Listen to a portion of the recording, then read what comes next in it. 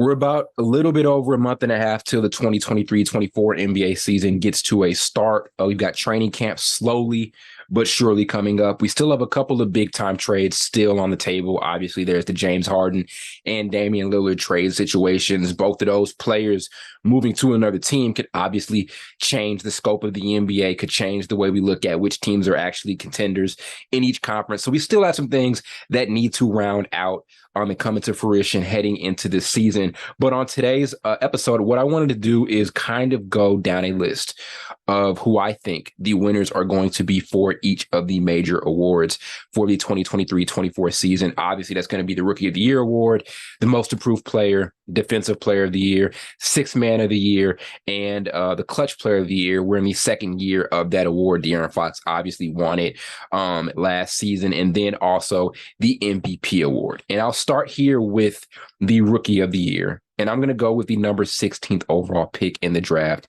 Keynote George. Now, I'm going to explain first why I'm not going with Victor Wembanyama, and I think it's pretty obvious. Obviously, he's a guy who we look at as a future transcendent player. We know what they say his ceiling is, right? People expect him to become a top 5 player in the history of the game of basketball. I think these, expectations are unrealistic for anybody. So I'm not going to get too much into that, but I do think he's going to be good in the games he is going to play in year one. And key point there, the games that he is going to play.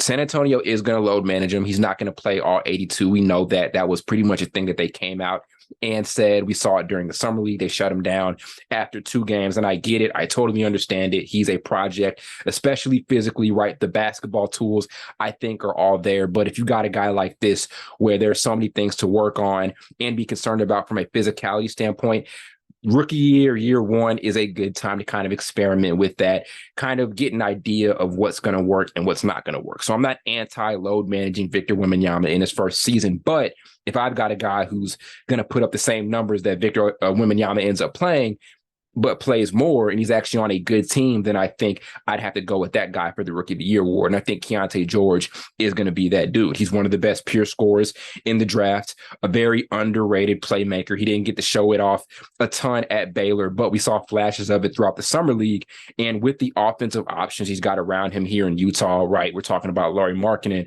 who was an all-star last season, Jordan Clarkson, John Collins is now there. So he adds another pick and roll, pick and pop threat. There's also Walker Kessler, right? So there's a lot of opportunity and a lot of options around him for him to show off that playmaking ability. And like I said, one of the best pure scorers in the draft, great shooter off the catch, great shooter off the dribble, has some really, really good in-between game that we saw throughout the summer league. Very creative scorer.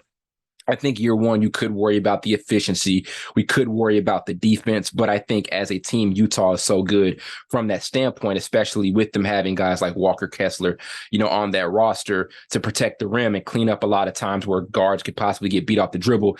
They may be able to hide some of his defensive inabilities in year one, right? I'm not super worried about that, but like I said, one of the best pure scorers in this class.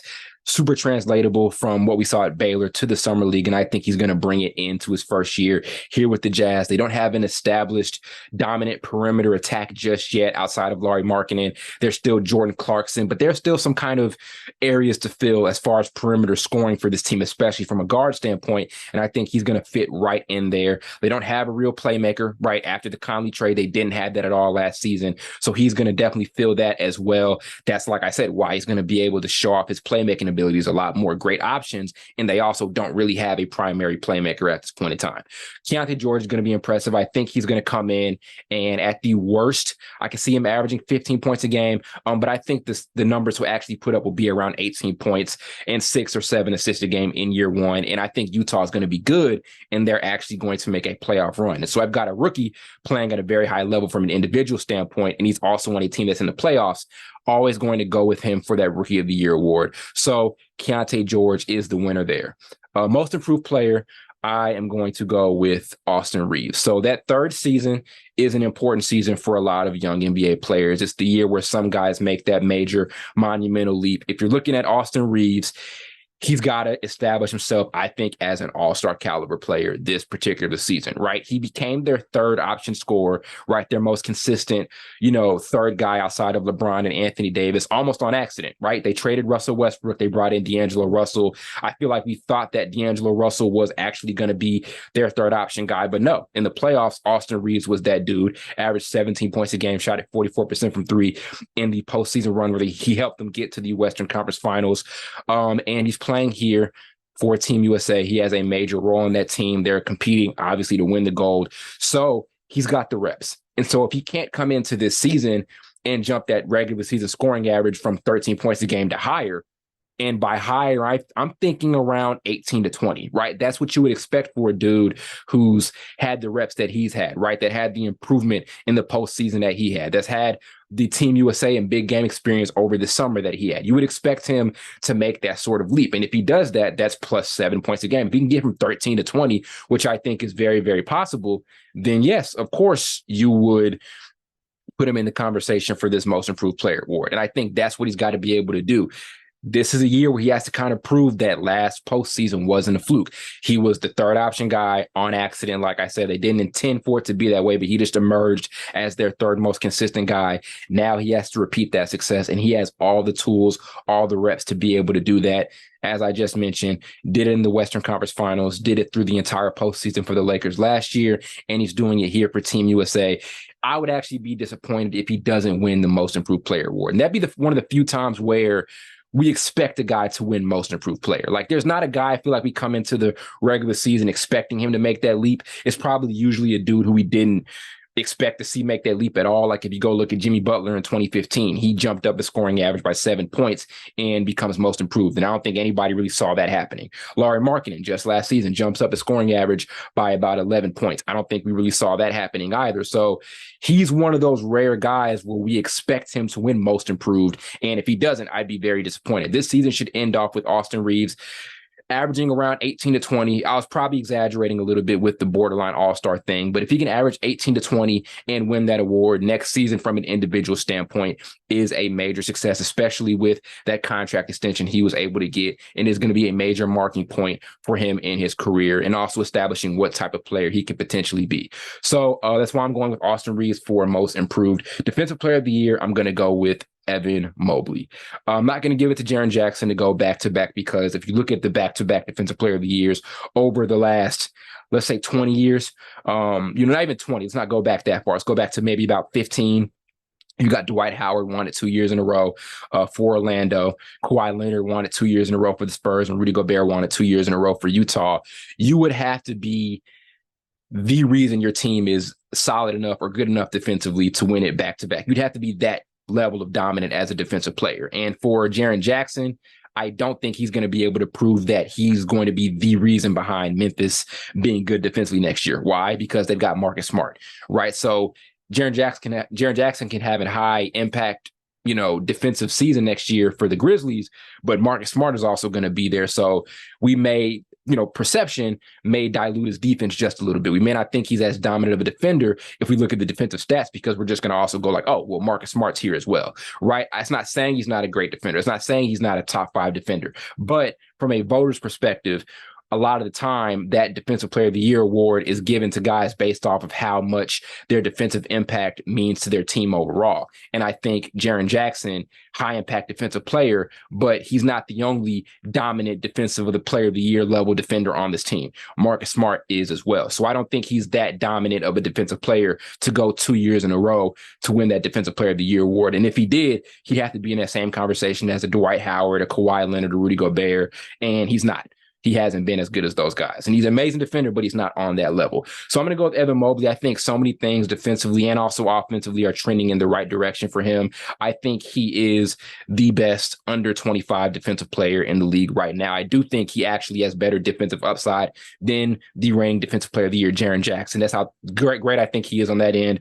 He is an all-defensive first-team member, so he's the first-time, second-year guy to make all defensive first team since Tim Duncan did it, I believe, in 98, 99.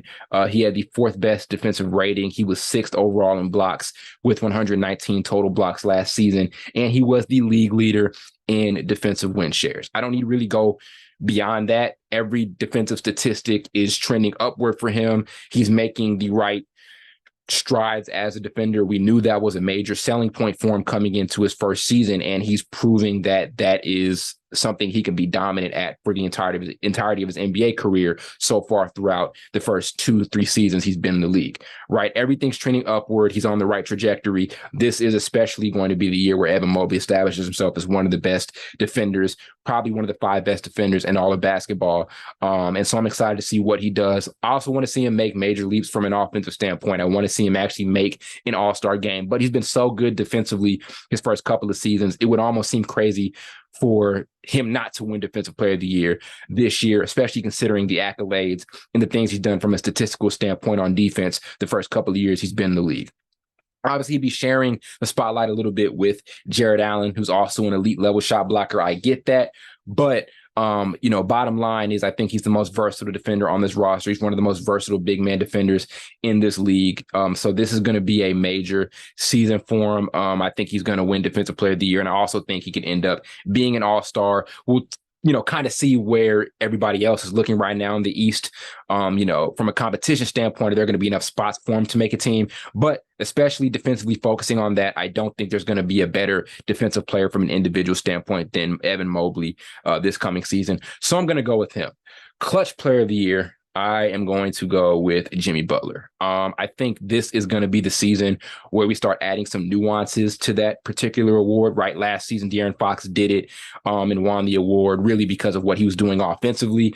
And clutchness is usually seen as an offensive stat or an offensive thing. But Jimmy Butler is one of those few guys who a team will give the ball to late in games and expect him to make the game-winning play on offense. It can also go on the other end and make the game-winning stop, right? That's the type of player Jimmy Butler is, and that's the nuance I think we're going to see added to the award these next couple of years. Is not just clutch offense, but guys who are going to make major impacts from a defensive standpoint. And he is one of the best two-way players in the game. He is one of the few guys who you can ask to make the shot to win you the game and also get you to stop to win the game. He's one of the few players in the league who is of that caliber. Miami was great, offensively and defensively in the clutch last season, a lot because of him. And they're going to continue to be that way this particular season. Less offensive options, no more Gabe Vincent. So obviously Jim Butler was their best player, but that's more touches for Jimmy Butler, addition by subtraction by losing Gabe Vincent, so ball's going to be in his hands a lot more. I think he's actually going to have an MVP type of campaign, really just based off of mindset. I feel like he's at a point right now where he's like, okay, as a Heat team, we've been good the last couple of years. We've been in the Eastern Conference Finals. We've been to the finals. We just have not been able to go to the hump, get over the hump. And I think Jimmy Butler's kind of at a, revenge tour type of mindset, right? Can't get over the hump. People are thinking this is kind of the dead end for us. So I need to have a really dominant year to prove a lot of stuff to everybody. And that's going to seep over into what he's doing in the clutch. So I'm going to go with him for Clutch Player of the Year, not just because of the offense, but because of the defense. Sixth man of the year, going to go with Emmanuel Quickley. He was so good off the bench for New York. Last year, they were a great offensive team. But if you also look at the season before, where they were not as great offensively, he was always a guy who you can bring in when New York was struggling on an offensive, from an offensive standpoint, under the Thibodeau system, he was always an instant bucket when you brought him into the game. And if you look at him last season, 15 points a game, right? So great off the bench for this team. He was a great, consistent source of offense for this team. He made clutch buckets at times. He had, there were nights where he was their best player. If you ask him to be a starter, he can fill perfectly into that role. I think his numbers are going to allow him, to win that award. He also has an extension, so he has to prove that he's worthy of that extension he's possibly going to get around September. We have to assume that New York isn't going to trade him, because I have seen rumors that they'll potentially move him for whatever it is they want to move him for. I'm not sure, but I've seen those rumors out there. But let's assume he stays in New York for the entirety of the year. He's one of their best offensive options. He's one of their consistent forms of offense. If there are nights where Julius Randle can't be their second best player, or other guys can't step up, RJ Barrett can't step up, he is a dude you can expect to get you instant offense alongside with Jalen Brunson. He's sharing the court with a guy who I think is also going to be a sixth man of the year contender with Josh Hart. Josh Hart being a contender, not just because of his offense, but because of his defensive impact and also his rebounding impact. But I think Emmanuel Quickley's stats are going to pop off the charts a little bit bit more. And I think his scoring and his offense are going to be extremely valuable for a Knicks team who's going to look to follow up on what was a really good year last season, after a lot of struggling over the last decade or so. So I think Emmanuel quickly is going to win this award. Let's end it here with the MVP. And I actually talked about this a few videos back, actually last video, and I think it's going to be Luka Doncic. Luka has been so good on this FIBA World Cup stage. I think he's established himself as the best international player, right? And I'm saying that to say he dominates both the international game and the NBA game. The international game is its own thing, right? There are some things from an international standpoint that are tough to adjust to for, more traditional NBA players. He's mastered both the NBA and the FIBA side of things, right? And he's proving it here for Slovenia here, on this FIBA World Cup stage. I think it's also a revenge tour type of season for him in Dallas. They ended the season in a very disappointing manner, couldn't even make the play-in.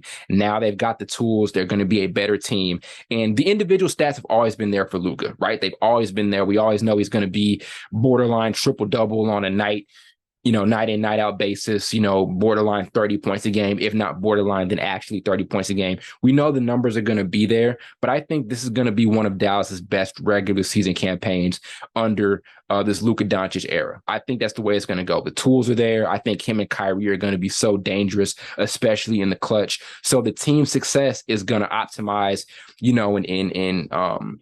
make what he's doing individually look that much more dominant as he's been before, right? We're talking about a guy who's, I think, got like a 60-point triple-double or something like that already under his belt with what he did last season. So we know what Luka is individually, but because Dallas is going to be such a good team this coming season, I expect them to, with the tools that they have, he'll look a lot better. And I think he's going to come in this year, prove a lot of stuff. If you also look at the last couple of years, the league is trending in a direction where international players are winning the award a lot more. Obviously with Giannis, with Nikola Jokic and Joel Embiid, he's just going to add on to that trend.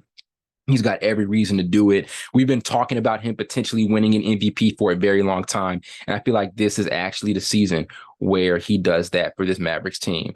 And I think they're actually going to make a very deep run in the Western Conference. If you look at last video, I talk about what sorts of things they need to improve upon and what sorts of things they, need to prove even with their new additions to the roster. But bottom line, I think Luka's the guy. I think the reason Jokic doesn't win his third is because of voter fatigue. He's won 2 already. I don't think the league is going to give him another one unless he's leaps and bounds better ahead of every other player in the MVP conversation. I don't think it's going to be that way this year. And Joel Embiid also because of voter fatigue. I know he just won his first one last season, but he's kind of at that 2021, point that Giannis was, where he had a couple, but, the fans don't want to give him another one, or the voters don't want to give him another one because he didn't have the playoff success. He was always, trying to get over the hump and couldn't do it. And obviously he won the title that year, but teams aren't going to want to give you that third one if you can't get over the hump. Same goes for Nikola Jokic.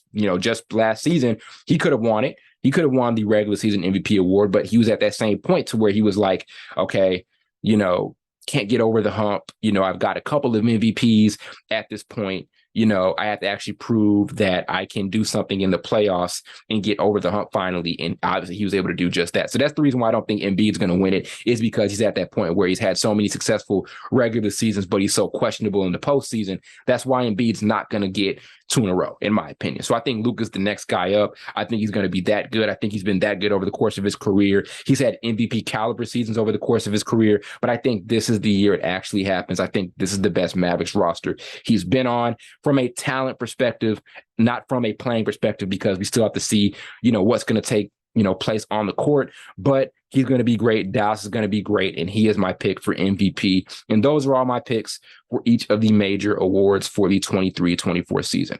Let me know what y'all think in the comments. And don't forget to like and sub to the channel. Help get us to 5,000 subs. And we'll see y'all next time.